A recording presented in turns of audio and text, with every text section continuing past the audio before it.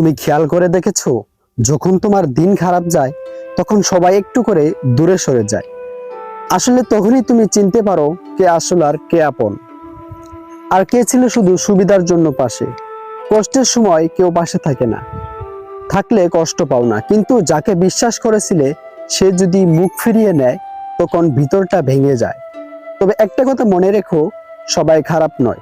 এই পৃথিবীতে এখনো এমন কিছু মানুষ আছে যারা চুপচাপ তোমার জন্য প্রার্থনা করে। তোমার ব্যথা দেখে তার মন ভেঙে যায়, তোমার হাসি দেখলে তার দিন ভালো হয়ে যায়। তাই জীবন থেকে যারা চলে যায় তাদেরকে যেতে দাও।